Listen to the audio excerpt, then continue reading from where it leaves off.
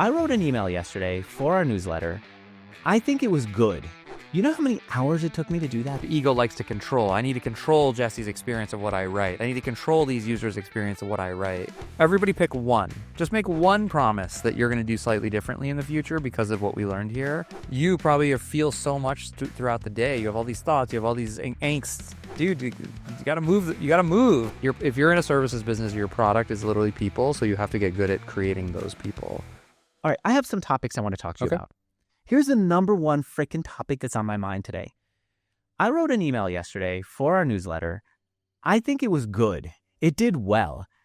You know how many hours it took me to do that simple newsletter? Just saying this is the cool thing that happened to us last week. Our members came to New York City. They did this experience with us. We asked them, what would private equity do if it took over your company? And they had these big realizations and these big understandings of what they need to change. And it took me a long time. And then this morning, I sit my butt down and I'm looking at my email. One of multiple emails pops in with a newsletter that you've written, much more in depth, much more. And then number 2, and then number 3. And I've asked you in the past, I've said, Jesse, I've heard you say, I didn't write this. This one came through me. I said, digest the process. I'm doing it out of a selfish need to know how to not take forever to do that. What is the process that lets you just bring these out? I don't know. I'll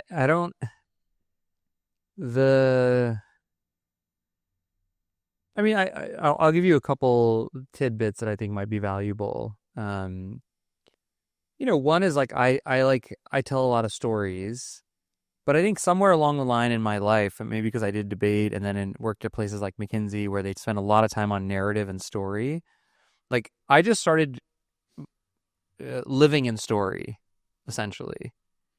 So, when something happens, I'm like, oh, how would I describe that to another person? And the way my brain describes it, it starts to tell a story. Oh, you won't believe what happened, or this thing happened.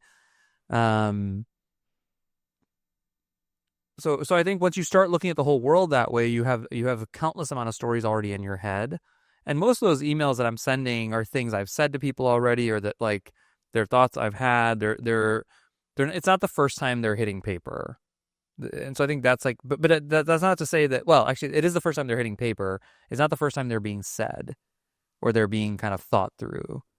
So I think that's one big thing is just like there's a lot in my brain, and my brain has always worked in story. And, I think I'm like a very reflective, observant person. And I'm like, I noticed this with my son. And I think I have the same thing. Like I'm always connecting dots. I'm always like, they talk about Charlie Munger's lattice framework of like, oh, how does this relate to this? And how does this relate to this? And like, I have a chance to meet a lot of different kinds of people. And like a silly example that just popped in my mind is I invested in this company that is doing, it's called Devoted Health. It's supposedly going to replace United Healthcare. And it's like sort of a full payer for Medicare Advantage, whatever. And I don't know anything about healthcare. But someone explained to me like, oh, these guys basically take risk. Like there's a form of insurance where they take risk on the patient, and like government pays, say, a fixed amount of money. And then if they can deliver care to the patient for less than that amount of money, then they pocket the difference. And I was like, oh, that sounds like Red Ventures. Like that sounds like a thing I understand very well in media, for example. And then I learned about the background and the story, and I was like, okay, it's a very interesting way for me to process that, is because I could connect dots across things. So I think my brain is always going that way. I think that's a big reason for it.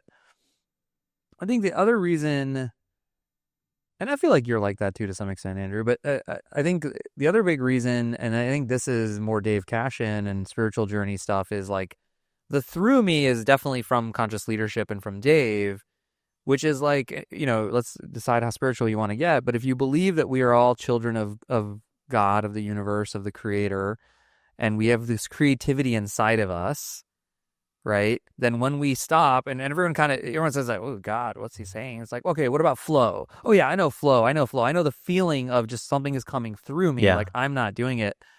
Well, the more present we get our mind, and the more present our being is, the less chatter's going on, the less below the line we are in our ego, the more stuff tends to flow, right? It's funny. I wanted to talk to you about a funny thing this morning that happened to me, or like just a new thing I'm doing, which is, and in my spiritual journey, I had this interesting thing where I've found, I've been waking up earlier. And Interesting. there's in almost every faith, there's a thing of waking up early in the morning to like think about God, like to start your day that way. That's very present in my faith, right? And I'm like, this is so weird. And I'm waking up and I'm like having these like kind of very present moments. But the problem was I would like go back to sleep. And if you ask why enough times, you're like, oh, it's because you're sleeping late, Jesse. And then there's the other thing is I'm trying to cut my night eating. That's like another interesting thing that I'm working on. And my wife sleeps around 9:30, 10 o'clock, maybe around 10 o'clock. And so I was like, all right, it's a few nights a week, I'm going to go to bed with you, which I didn't used to do. That's a new thing.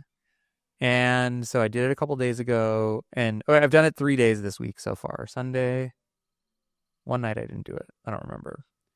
And the first 2 days I would wake up at 6 o'clock in the morning. I'm never awake at 6. That's like very early for me. And I'm like, I don't know what to do with this, but I'm not tired. But then I went back to sleep. One day I and this morning I woke up and, Dee usually takes the baby in the morning. And I was like, hey, why don't you sleep? And like, I'll take the baby. And I was like, oh, this is interesting. Like I'm serving 2 people now to start my day. Right. So I'm like, okay, this is cool. Like I slept a full night. It's 6 in the morning. I'm going to go play with the baby. And I had a really fun session with her one-on-one, which is always, as you know, as a dad, is like really special when you just get one-on-one time with a kid. Then, we do whatever, get the kids ready, the big kids ready. We take them, Dee's day to drop them off. So Dee dropped them off. And then I just started writing. And, oh, by the way, no, sorry, I forgot. I did a 30-minute really good meditation. Like the meditation was deeper than normal. I did Tony Robbins' priming thing, and then I did another 15 or 20 minutes of meditation. And then I got up, and dude, I just started writing. And by 9 a.m. today, normally it takes me, by 9 a.m. you guys had three emails for our newsletter. And I can't think of anything else other than like, the getting up in the morning and like starting my day a certain way, but then the meditate, like having that creative energy and the sort of like the flow energy was just flowing through me. Like it was just coming through me. It's that shutting off of the internal chatter that I admire that you could do. And I noticed in myself that I could do it at times. Like if we're doing an interview, I've done over 2,000 of them. And in the early days, I would catch myself second guessing what I was going to ask and thinking, okay, it would be great if I could edit this out. And it becomes a very stuttery mess. A few times of that, and I realized, no, you just have to let it go. Even if you're not sure where the words are going to go, you just have to trust that you open your mouth and the words will go where your brain needs them to go. I don't do that in other places. Well, I see something very different in you in those moments. And again, we talk about zone of genius and some of these other things, but I think, again, depending on what you believe, like there is an energy in all of us that is this creative. Sikhism believes that there's no like God in the sky. It doesn't have any kind of mythology. There's almost zero mythology in Sikhism. It's just formless, boundless energy of no hate, no fear. It's inside of everything and everyone. That's sort of what the belief is of the divine. When I see you asking someone questions, whether it's in an interview context or my wife, I see God. Because I see you really present and just curious, and then I see this other person starting to open up, and you put them in interesting positions, whether it's Rick Elias or my wife or me, and all of a sudden that person's different, something different shows up out of them. But I think it's because you are so present in those moments, and the chatter isn't going, and you're very, very clear. And you're just like, oh, and you're so curious. And, oh, why do you do this? Why do you do it that way? What about this? And I think that's really powerful. So how do I get in you're right. I definitely see that. There are times when even a little voice might come in my head and go, they're going to think this is a stupid question, or you're being too personal, you're being too pushy. And I shut it out and I just say, I trust that what I'm doing is really genuinely curious and that I really care about this person. I'm not trying to take them where they're not comfortable. But when it comes time to, let's say, writing the newsletter, no. When it came down to, we do a retro at everything that we do that's important. So we had a retro on the event from last week. Writing it down would have just landed me in hours of editing and all that. I ended up just talking to ChatGPT and I said, now you organize these thoughts for me. And then I went back and I edited it. And it took me like 9 minutes to write mine, by the way, just for comparison's sake. I was wondering. So then what you had was, boom, boom, boom, boom, bullet point, bullet point, bullet point. I could see the thinking. I could see the details of it. what's your process for doing that? And it comes through, and I could come up with a ton of examples. A newsletter, one example. You doing a retro with these like bullet points of, there must have been 100 of them in there, of what we did well, what we could have done better. Here's how we can change the way we think. It's the same two things, right? Again, like my brain was going the entire last week on, during the event, my brain was like, ooh, this. Like my brain is already moving on it. But in that moment, I'm not worried about what it, like, my sense of, my guess is what's happening, right? And what Dave would tell you is like you're going below the line in those moments, which for people who don't know what that means is when I'm writing, when your ego is things activated. That I overanalyze, I'm below the line. Because you feel like you're at the effect of someone. You want to be right about what you're saying. You could just go through the commitments and say, I'm trying to control. I mean, that's another version of it. Is like the ego likes to control. I need to control Jesse's experience of what I write. I need to control these users' experience of what I write. And that's the opposite of flow, right? It's, again, you're in a state of closeness and threat and contraction versus an open curiosity. And when you're interviewing someone, you're just like, oh, I'm just so curious and open, and it doesn't matter, right? And so it's just, I mean, you know the formula, Dave. We've shared lots of stuff. The first step is just a much more awareness of it. Like even having this conversation, you're probably now more aware of it. Next time you're going to go, oh yeah, I'm writing this and I can see which part of my ego is showing up today? The one that wants approval from all these people I'm going to write to, or the one that doesn't think he's good enough, or who's showing up, who's here today? And then can you go to that person, that one in you? And we talked about the book No Bad Parts, right? Which is a more like detailed version of this. And it's like, oh, okay, you really want to protect me from looking stupid. That's why you're here. I love you. I got this. I know what I want to write. I'm good. Step aside, please. And then you let it step aside and you go, I'm just going to go crazy and write. And so I think that's like there's CLG versions of it. Meditation works obviously because when you do inside of a meditation, you're literally practicing having thoughts and not reacting to them. Which is like today when I was writing, I got interrupted a few times and I had a couple things happen, right? And I was able to just get back on because that's all meditation is something happens, there's an interruption, there's a thought. And again, they say like meditation really clicked for me when someone said, I read this article I could try to find. It was like, you're training your brain to not react to thoughts because when you have a thought, you either take an action or you feel something. Both of those are choices. And if you get used to having a thought, like, oh, that guy just told me to go F myself. Like, oh,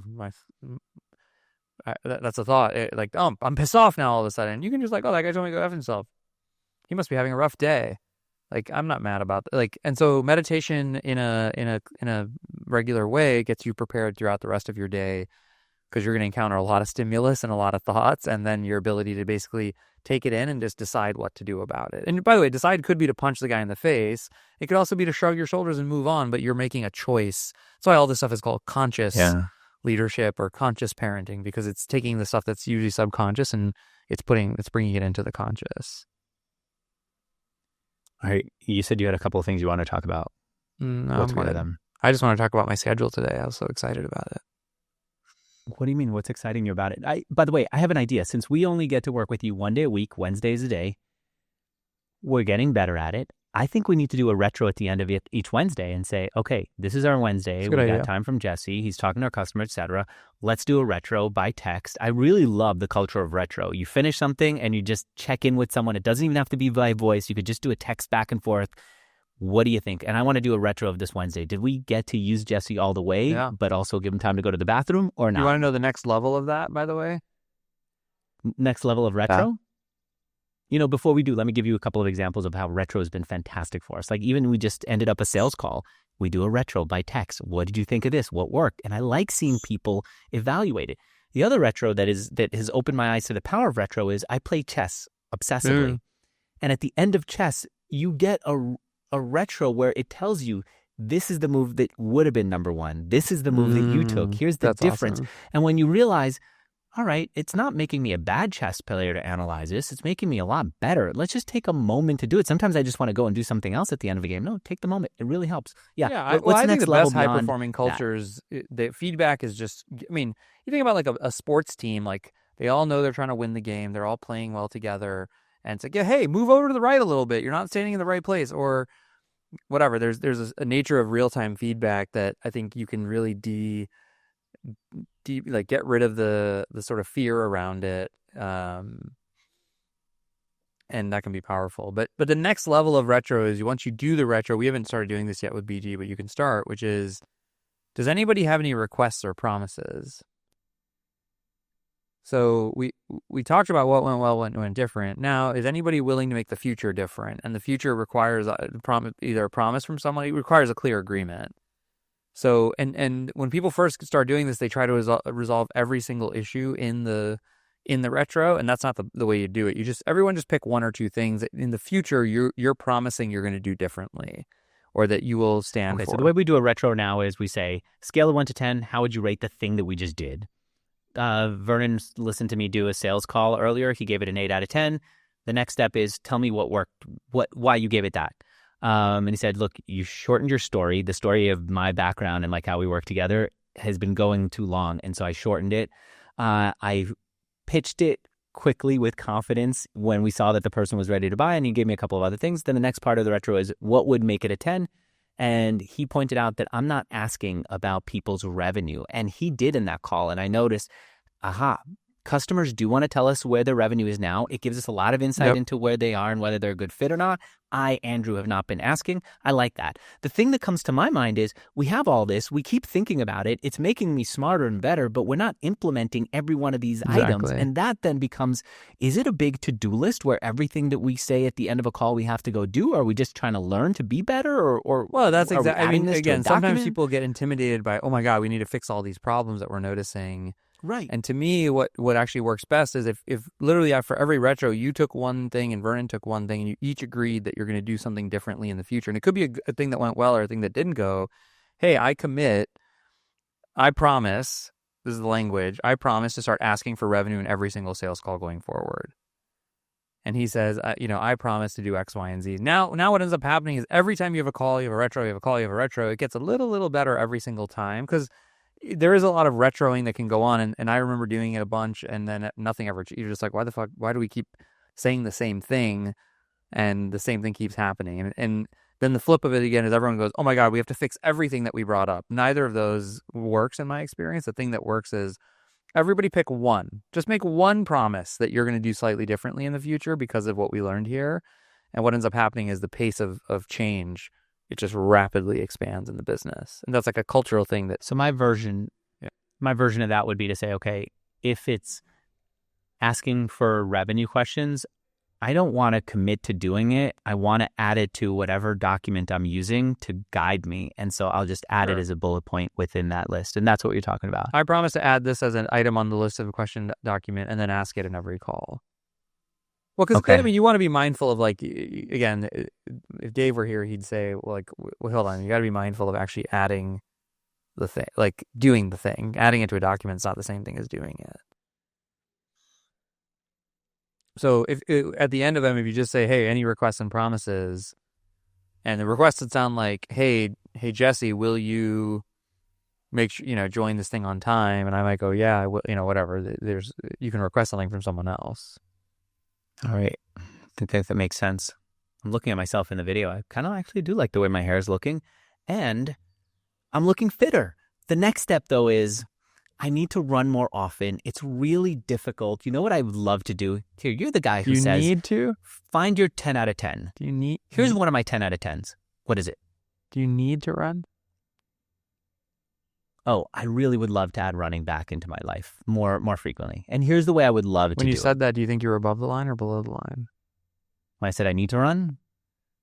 Yeah, maybe a little below the line, like I need to, because otherwise I'm going to be fat and I'm going to be unhealthy, and the world is making it impossible for me to do it. That's no, but dude, you got those thought patterns. Like, I've done a lot of this work, and man, I still notice like subtle judgment patterns, subtle patterns that show up in my thinking. And it's very interesting. Like, it never ends, really. Because humans are designed that way. Ego is designed that way. That's why it's also... It's valuable to figure out what to believe and not believe. You don't have to believe your thoughts. That's another huge part of the journey here. Is like, you can have thoughts and go... Like, the way people are like, no, what do you mean? Some people think they are the voice in their head. Some people actually believe their thoughts. So they know they're not the voice, but they're like, oh, this thing makes up thoughts. And then I'm like, okay, I'm going to believe, And part of the goal here is to get to a place where you're like, oh, cool, that's an interesting thought. And some people don't believe that. And you know the way I always convince them? Have you ever had the thought of murdering someone? Be honest. No, but I get to your point. Oh, I have a lot, but I've never murdered anybody. I'm like, oh, that's an interesting thought. So like, just like the thought of I'm hungry or the thought of I'll get fat if I don't run, you could just be like, yeah, funny thought. You know what? In my mind, I think about how if those thoughts are so powerful that I could be swayed by them, I want to program my mind. I want to find those thoughts that are most helpful to repeat over and over in my brain and then facilitate that. Well, I mean, that's why affirmations, we're talking about two slightly different things. One is like programming your ego. That's like where positive affirmations and all that stuff really work, because we tend to bring the voice of our parents in our heads as we get older. So you can reprogram it for sure. And that's where affirmation stuff work. And then the next level of it, right? The Zen level is, no, hold on, like none of that's me anyway. That's just this brain that makes thoughts, and my being can choose whether I believe them or not. Okay. So here's where it came up for running. I had a coaching call with Dave yesterday, Dave Cashin. He's someone I felt comfortable enough a while back saying, I hate that I'm sitting down at a desk and talking with you. It's really difficult for me. And we decided, all right, we're going to do walking sessions, and they've been wonderful. And so yesterday, my mind was racing a little bit, and I found myself at times, like when I throw a stick while we're talking, I end up like back to being centered. Or if I walk, anyway, I started organizing logs for the fire in the fire pit. And that got me super focused, and it was really helpful. And I thought, it's the movement. It's like, it's so uncomfortable sometimes to just sit and talk. Sometimes it's the best. Sometimes it's not. And Lauren, who's on this call, who's our new chief of staff, one of the calls that I had with her when we were evaluating whether it's a mutual fit for her to work here, I said, I need to go on a run. And we were running and talking. And it was a good conversation. I'd love to fit more of those into my life. Vernon and I last night, we weren't doing a Zoom. We were just sitting. I just sat outside. It was 2 nights ago. I sat outside on the couch and was just chatting with him. And it was so helpful to not be fully focused, but to be there. I'm trying to think of how can I do a running conversation with someone. Do it. I don't know how. So I don't know how to do it. And I also, then this is the part that I know you've noticed about me. I think they're going to think I'm a dick for not being fully present on the conversation, even though I really am fully present when I'm doing it. Yeah, but what would interviewer Andrew say? How would he have that conversation? Interviewer Andrew would just take a real interest in why you think that way, that someone's judging you. When have you done it? Wouldn't interviewer Andrew just go, hey, do you mind if I run while we're on the call? It'll actually make me more present. Or do you mind if I've switched in the last few weeks. My personal joy and contentment has gone up a lot from getting off of Zooms. And I've flipped more than 50% of my calendar to calls. Even like I did a bunch of interviews for Ox yesterday. They were all phone calls. I just walked around and talked to the person, which is what we've done since we've been professionals. And maybe the young kids can do it this way. But this is such a limited format. This is by far my now least favorite format of communicating with people. You mean the Zoom? The video type of conversation. Yes. Number one is in person by far, by a long shot. Number two would probably be a phone call. Number three is even like Slack or something like texting. This is number 4 for me. The times that I appreciate it because I get to see in a way that I can't stare at you if we're sitting and having a meeting like this in the eye the whole time. But I've got my screen up in a way that I can stare at you the whole time, and I could see little twitches and all that, and it's really helpful. And I got my notes, and I have this transcription service that I'm using, so if I missed a word or if I want to know what do we say before I got it, in many ways it's like the most prepared, and in other ways it feels like too much on. I did, by the way, used to have a running treadmill. I got a great one and a stand-up desk. It became too distracting for people to watch as I did it. Well, that's good. Just get on the phone. No video.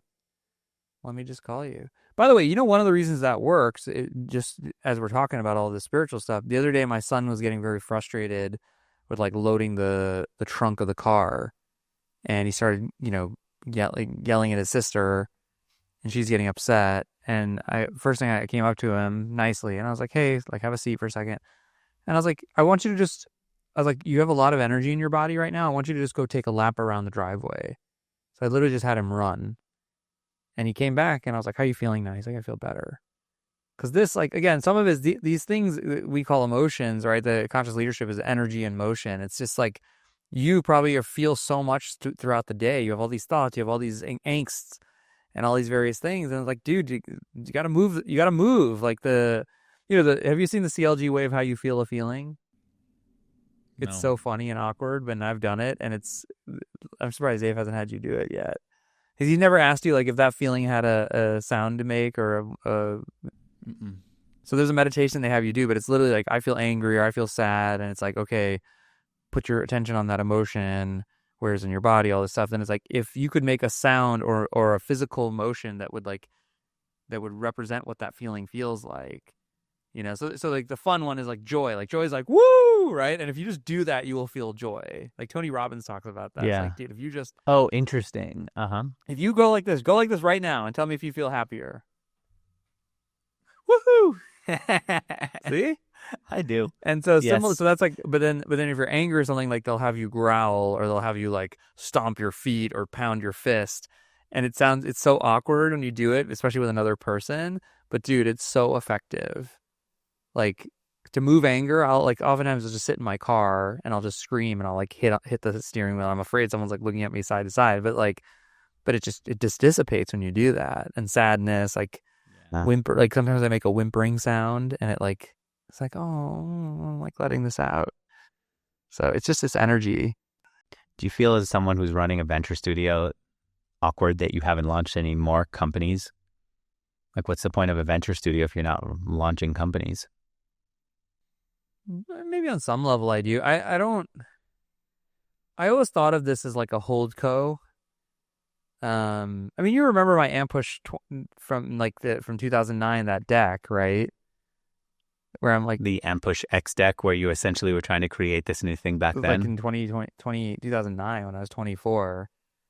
I mean, I think the idea for me was always definitely having like an organization where I controlled it and we had cash flow and all that stuff. And I think we're in a pretty good spot for that. I'm not married. I tell people my only dogma is I have no dogma.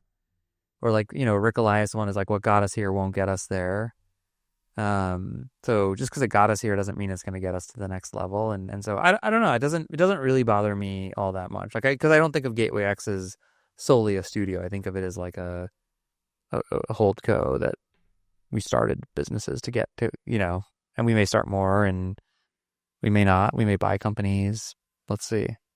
There was a part of me that when you wrote that email at the end of last year to go out to the newsletter that said, we decided no new company in 2025, that I was going to email you or text you and go, no, you can't say that. The whole allure of Jesse is that he's running a venture studio and that he's going to be launching companies. That's why people are reaching out. And then when I felt that, I said, oh, whenever you're afraid of the truth, you've got to go all the way with like full chest out and let the arrows come, because that is so powerful that it will make all those arrows just bend away.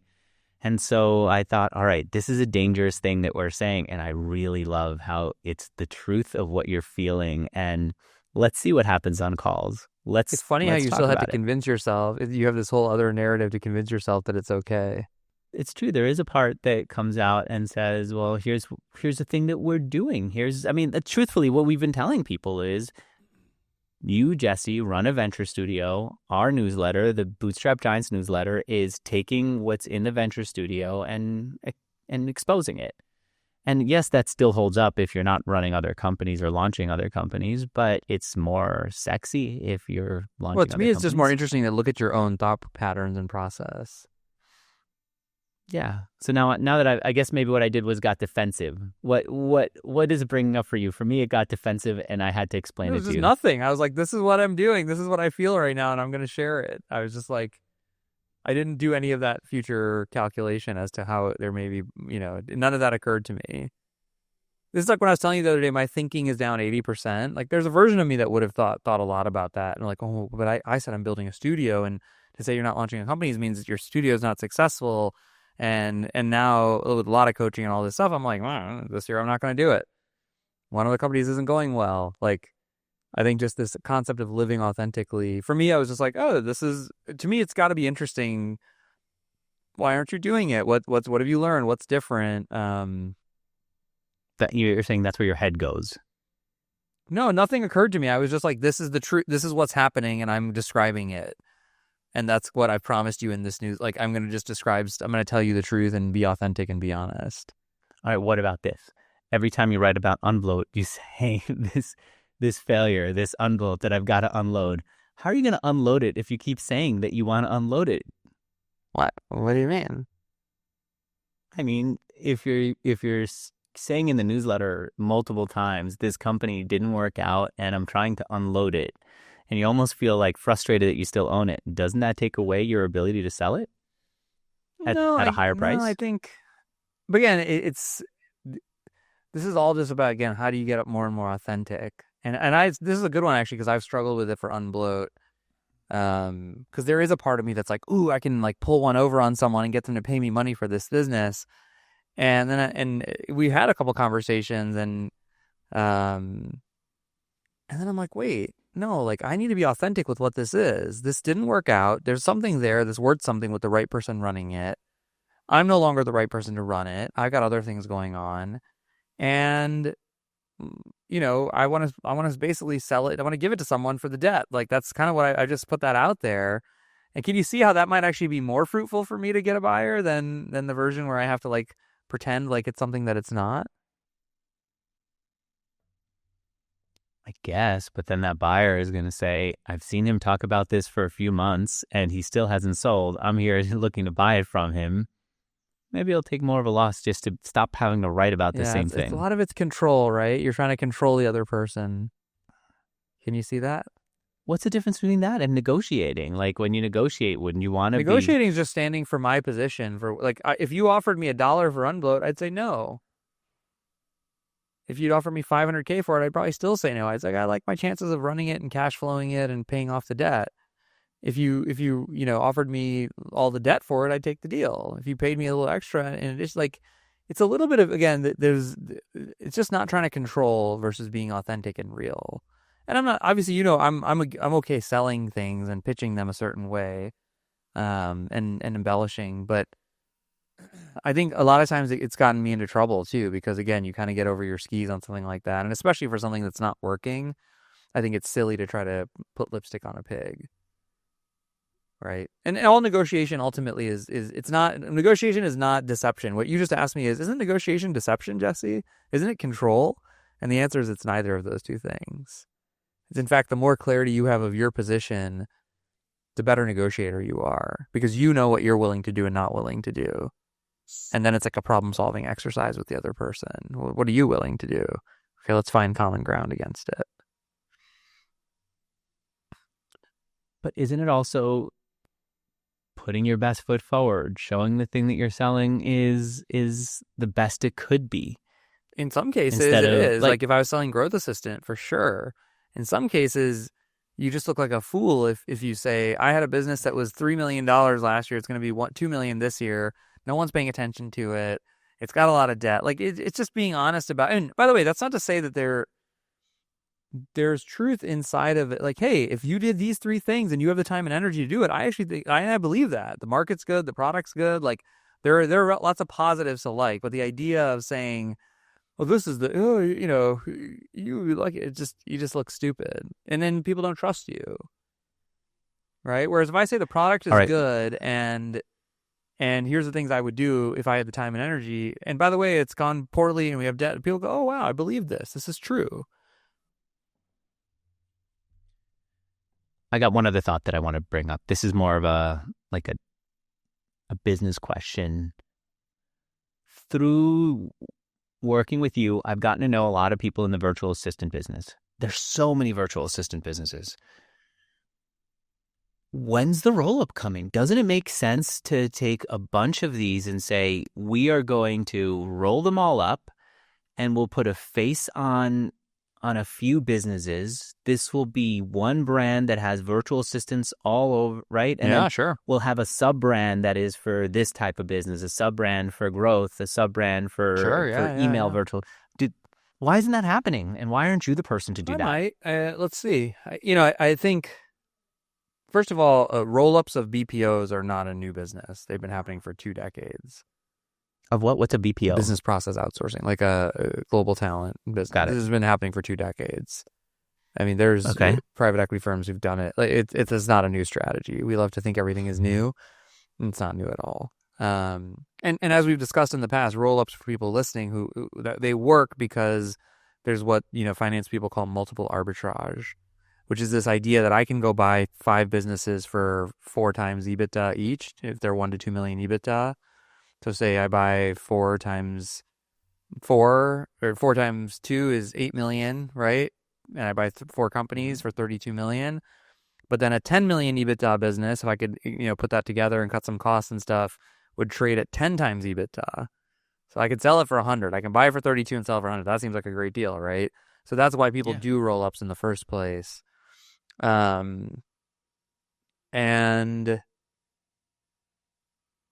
yeah, look, I think the biggest issue right now with these global talent businesses, the biggest thing is just AI, right? I mean, it's on the horizon. There's so much risk associated with these businesses. I think that's one big issue. I think the second thing is you got to be, one thing I saw from Red Ventures that really taught me was like, if you're buying companies without any advantage or edge or ability, you're basically paying market price for the business. If you have the ability to own the business and run it better the day you acquire it, you're essentially paying, anywhere from 30 to 50% discount to what you're paying. And so your own company has to be ready to do that. And I don't think GA is yet ready to absorb acquisitions. Like its own business is not stable enough yet. It's going fine, but it's just like, so it takes some time and energy to get to the point where you're stable enough to be able to run a business like that. So I think they'll come. I think AI is going to change the whole landscape, because I think I've told Adrian multiple times, like, you either ride this wave or you're going to get crushed by it. There's just only 2 choices for anyone in our business, in that kind of a business. So to me, if we can actually build some scale, like some interesting capabilities with AI, whether it be in the recruiting front or the commercial front, now you've got a thesis, right? Now you go, hey, I buy these things at a low discount. I improve them when I buy them using AI, and I have a platform that can roll them up and scale them. Like, now I've got something that I want to roll up against. And then all the other virtual assistant services that you roll up will have better people or better hiring or better something, because there's... Yeah, I mean, imagine you hire them, you bring their customers on, you let go of 50, 60% of their teams, plus you can accelerate a bunch of their processes with AI. Now you're talking about something that's got real legs in terms of thesis. But does Adrian want to do that? That's another question. She's running the business. I'm not running the business. So also the CEO has to want to do that, and she may or may not want to do that. Are there opportunities to roll up businesses right now? Is there something that you see as like an easy yes? I could get 12 of these businesses and we end up with there's a million winner? of them. I mean, we see them every day in the aux business. People are rolling up dentists. What are you seeing? People are rolling up HVAC companies. People are rolling up. I mean, there's almost nothing you can't roll. How about in the more online space? I think like marketing agencies, creative agencies. I talked to someone doing content assets the other day. They're going to roll up a bunch of, I forget what it was, but some like directory or classified sites or something. It was like pet supply, like pet classifieds, something like that. Oh, okay. Everyone in every city, St. Louis, there's like a place where you can put your dog stuff. And so, yeah, I mean, there's a million opportunities like that out there. Speaking of, by the way, agencies, I've been obviously talking to agency owners because a lot of them are joining the accelerator. And a couple have said that one of the problems with agencies now is that the really good people end up just breaking off and going and starting their own businesses. They're really hard to keep around. And it's so easy to start a one-man or one-woman operation now. Yeah. What do you do about that? I mean, I think a lot of agencies don't realize their product is not the marketing service they offer. Their product is the talent. And so the question, like at Ampush, we got extremely good at manufacturing very high quality talent. You give me the raw material of a really bright, motivated person who's pretty quantitative, and I take them and I put them through my refinery. My refinery, gives them feedback. It teaches them Excel. It gives them Facebook things. It gives them a lot of responsibility, and it slowly converts them from a raw material into a finished good. And I can do it all day long. And so even if they leave to go run growth somewhere, or they go do X or they go do Y, my factory works, and my factory is creating high talented people. So people running agencies, if they want them to be big and scale, they have to get really excited about talent and talent development and talent. And they have to take it really, really seriously, because that's the way if you're in a services business, your product is literally people. So you have to get good at creating those people. If you're dependent on two people who are really good, that's it. You don't have much of a business. You have to be so good you can create more of the people who left. Yeah. We had people who left Ampush to start things, and none of them ever got close to Ampush because we were extremely good at, we weren't subject matter experts. We were great at building that talent. All right. I want to dive into that one time. That's a really big topic for going in deeper. We'll end it here. All right. Unless there's something that you want to add. No, this is great. Good. All right. I love this. All right. Thanks. Bye. Bye, everyone.